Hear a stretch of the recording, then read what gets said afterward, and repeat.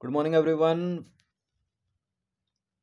UPPSC RO की test series चल रही थी। यह प्रैक्टिस सेट नंबर 332 प्रैक्टिस करेंगे। इसमें हम जीएस के प्रश्नों पर इस टेस्ट सीरीज की प्लेलिस्ट बना रखी है। वहां पर आप टेस्ट नंबर 1 से लेकर 332 तक पहुंच सकते हैं। डिस्क्रिप्शन बॉक्स में लिंक है उसका। तो चलिए स्टार्ट करते हैं टेस्ट आज का।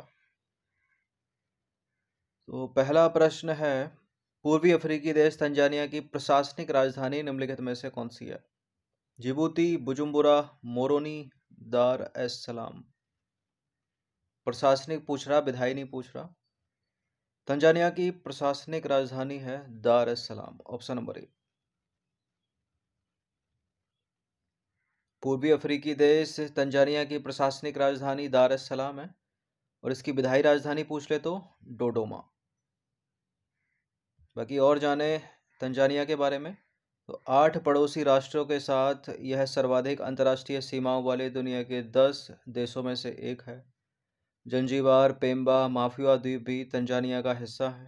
तंजानिया की मुद्रा है तंजानियन शिलिंग और इसके उत्तरी क्षेत्र में द फेमस विक्टोरिया झील का दक्षिणी भाग है जिससे निकलती है नील नदी।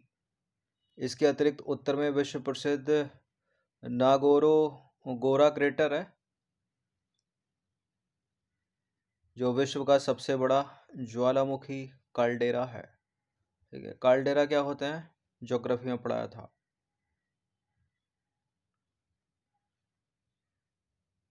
नागोरो गोरो क्रेटर। करंट अफेयर्स का प्रश्न है, विंझिम अंतर्राष्ट्रीय बंदरगाह परियोजना किस देश की महत्वपूर्ण परियोजना है? नेपाल की, भारत की, बांग्लादेश, श्रीलंका। विंझीजम अंतर्राष्ट्रीय बंदरगाह परियोजना ये भारत की है। सी है इसका आंसर। विंझीजम अंतर्राष्ट्रीय बंदरगाह परियोजना भारत का पहला डीप वाटर ट्रांसशिपमेंट पोर्ट है जिसमें हाल ही में पहले मालवाहक जहाज के बंदरगाह पर पहुंचने पर सभी का ध्यान आकर्षित किया। और ट्रांसशिपमेंट के लिए उपयोग किए जाने वाला गहरा पानी का बंदरगाह वह होता है जो माल को एक स्थान से दूसरे स्थान तक ले जाने वाले बड़े जहाजों को समायोजित कर सकता है। और Vizhinjam international transshipment deep water multipurpose sea port जो है वो केरल सरकार द्वारा शुरू की गई एक महत्वाकांक्षी परियोजना है। तीसरा प्रश्न तो स्टेटमेंट वाला, निम्नलिखित कथनों पर विचार करेंगे। देखिए, प्रकाश यानी लाइट को सूर्य से पृथ्वी तक आने में औसतन 8 मिनट 16.6 सेकंड का समय लगता है। और दूसरा स्टेटमेंट है, चंद्रमा से परावर्तित प्रकाश को पृथ्वी तक आने में 0.28 सेकंड का समय लगता है। करेक्ट स्टेटमेंट कौन सा है इनमें? पहला वाला तो स्कूल में पढ़ा होगा, लगभग 8 मिनट का समय लगता है। ठीक है, 8 मिनट 16.6 सेकंड। लेकिन दूसरा कुछ ज़्यादा ही जल्दी, ठीक है, दूसरा वाला गलत है। 1.28 सेकंड का समय लगता है। ये तो बहुत तीव्र हो गया, तो गलत है दूसरा वाला स्टेटमेंट, केवल पहला वाला सही है। देखिए, प्रकाश को सूर्य से पृथ्वी तक आने में औसतन 8 मिनट 16.6 सेकंड का समय लगता है। पहला सही है, दूसरा सही नहीं है, क्योंकि चंद्रमा से परावर्तित प्रकाश को पृथ्वी तक आने में 1.28 सेकंड का समय लगता है। और चंद्रमा से जो प्रकाश परावर्तित हो रहा है, किसका हो रहा है? सूर्य का हो रहा है, क्योंकि किसी भी ग्रह या उपग्रह का खुद का तो कोई प्रकाश होता नहीं है। ठीक है, सूर्य के प्रकाश से ही वो गर्म होते हैं, चमकते हैं, अपने ऊपर पड़ने वाले प्रकाश को परावर्तित करते हैं। प्रकाश की चाल माध्यम के अपवर्तनांक पर निर्भर करता है या करती है। जिस माध्यम का अपवर्तनांक जितना अधिक होता है उसमें प्रकाश की चाल उतनी ही कम होती है। वायु एवं निर्वात यानी वैक्यूम में प्रकाश की चाल सबसे अधिक होती है। कितनी होती है? इतनी होती है।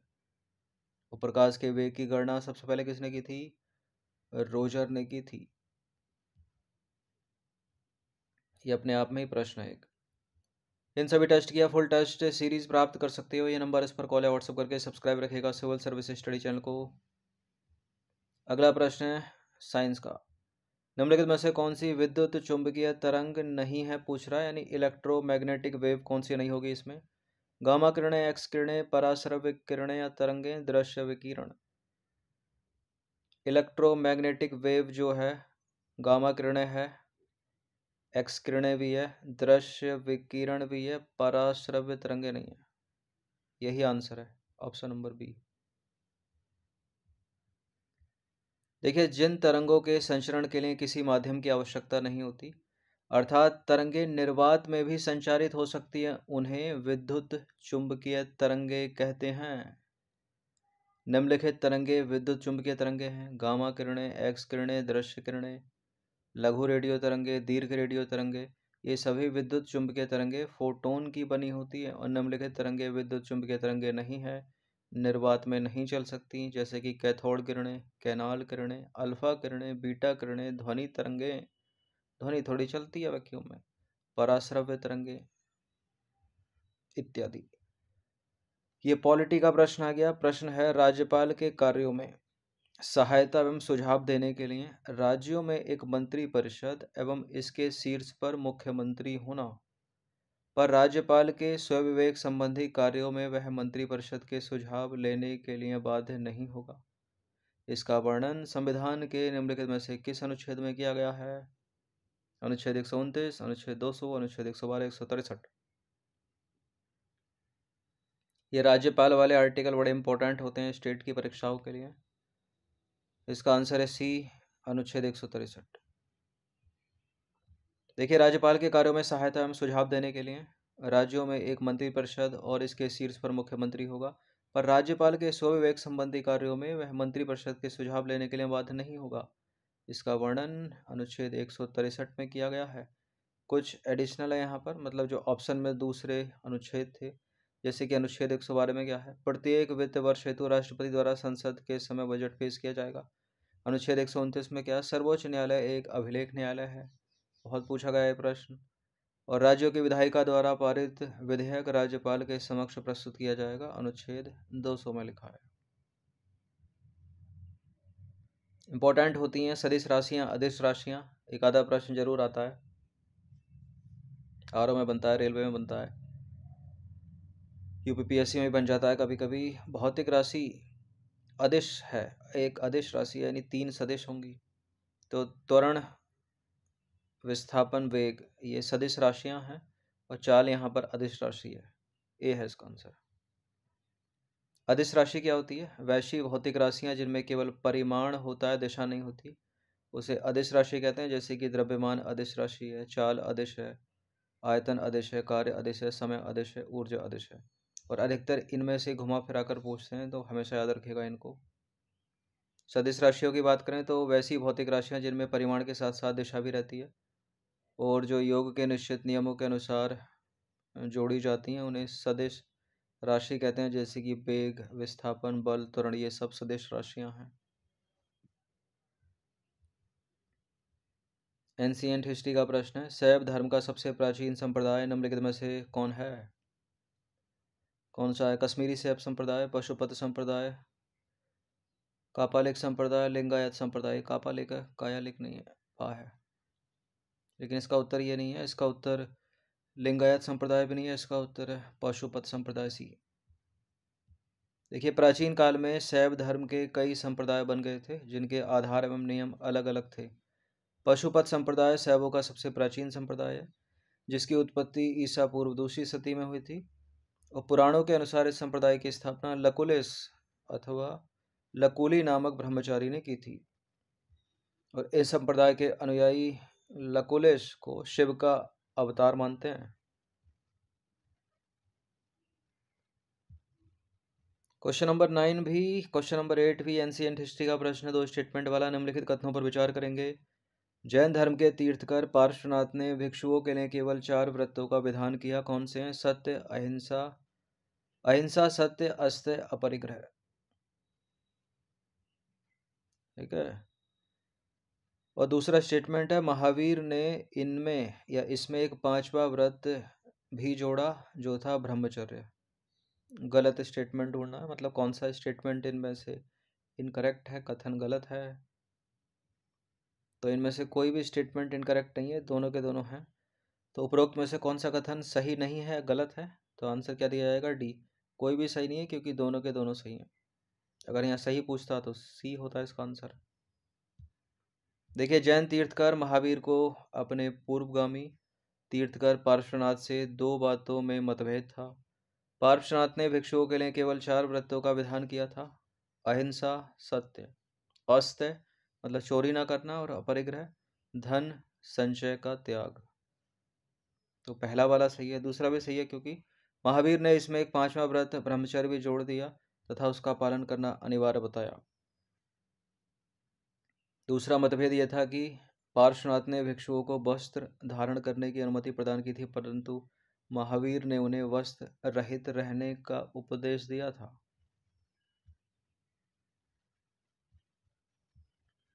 क्वेश्चन नंबर 9, 2 स्टेटमेंट वाला प्रश्न। भारत में फास्फोरस आधारित उद्योग की कमी का मुख्य कारण रॉक फॉस्फेट की भारत में अपर्याप्त उपलब्धता है। अपर्याप्त उपलब्धता है यानी पर्याप्त मात्रा में रॉक फॉस्फेट नहीं है। पारादीप में सार्वजनिक क्षेत्र का सबसे बड़ा फॉस्फेटी उर्वरक कारखाना है।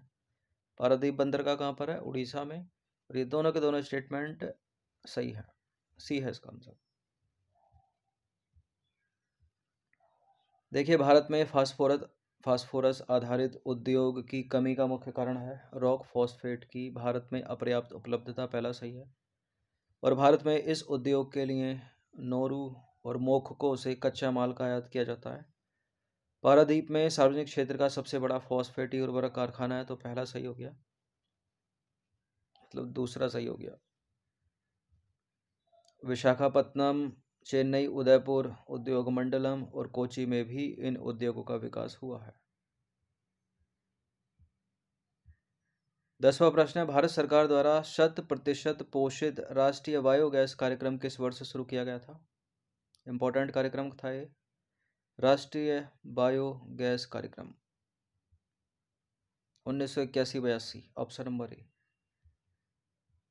भारत सरकार के द्वारा 100% पोषित राष्ट्रीय बायोगैस कार्यक्रम 1981-82 में शुरू किया गया और 1982-83 में इसे उत्तर प्रदेश राज्य ग्राम विकास विभाग के तहत चलाया जा रहा है। 1982-83 से। करंट अफेयर्स का प्रश्न है, हाल ही में चर्चा में रहा ग्लोबल फिशरीज कॉन्फ्रेंस इंडिया 2023 का उद्घाटन किस शहर में होने वाला है? कहाँ होगा ये? ये वहीं होगा जहां इंडिया भी फाइनल मैच हारी है, अहमदाबाद में। ऑप्शन नंबर डी है इसका आंसर। केंद्रीय मत्स्य पालन मंत्री अहमदाबाद में 2 दिवसीय वैश्विक मत्स्य पालन सम्मेलन भारत 2023 का उद्घाटन करेंगे और थीम है इसकी मत्स्य पालन और जलीय कृषि संपदा का जश्न। करंट अफेयर्स का प्रश्न है, मिस यूनिवर्स 2023 की विजेता ने किस देश का प्रतिनिधित्व किया है, यानी वो किस देश की हैं? फिलीपींस, वेनेजुएला, दक्षिण अफ्रीका या Nicaragua? Miss universe 2023 Nicaragua, option number D. Nicaragua की 23 वर्षीय टीवी होस्ट और मॉडल शीनेस पाल्सियोस ने, ये नाम याद रखिएगा, शीनेस पाल्सियोस ने मिस यूनिवर्स 2023 का ताज पहनकर एक महत्वपूर्ण उपलब्धि हासिल की।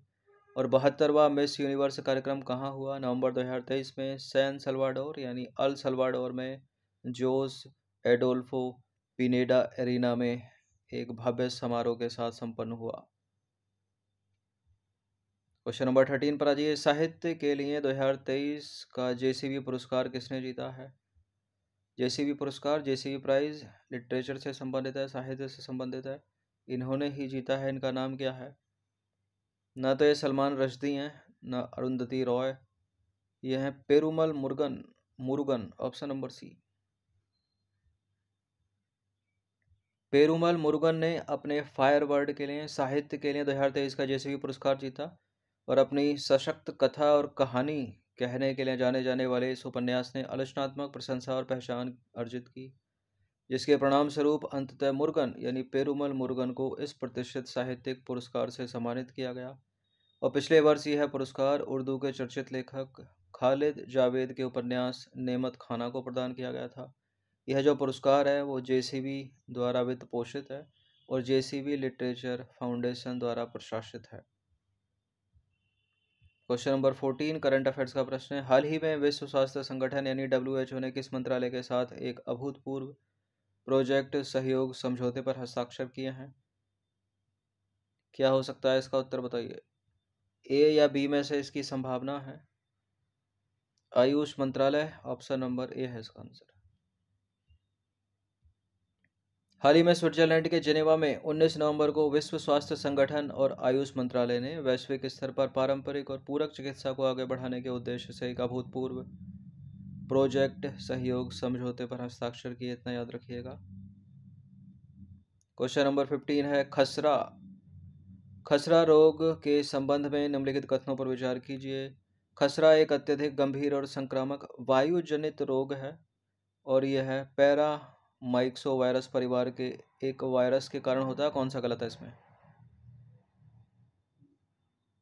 पैरामाइक्सो वायरस परिवार के एक वायरस के कारण होता है, ये तो ठीक है। और खसरा बिल्कुल एक कंटाजियस डिसीज है, संक्रामक रोग है, वायु जनित रोग है, गंभीर वायु जनित रोग है, ये भी ठीक है। तो दोनों के दोनों ठीक हैं, गलत कोई है नहीं, तो डी आंसर देंगे हम। देखिए, खसरा एक अत्यधिक संक्रामक और गंभीर वायु जनित रोग है, तो पहला सही हो गया। यह पैरामाइक्सो वायरस परिवार के एक वायरस के कारण होता है जो आमतौर पर सीधे संपर्क और हवा के माध्यम से फैलता है, तो दूसरा सही हो गया। यह जो वायरस है वो स्वतंत्र तंत्र को संक्रमित करता है, फिर पूरे शरीर में फैल जाता है, जिससे गंभीर बीमारी, जटिलताएं और यहाँ तक कि मृत्यु भी हो जाती है। उपचार क्या हैं?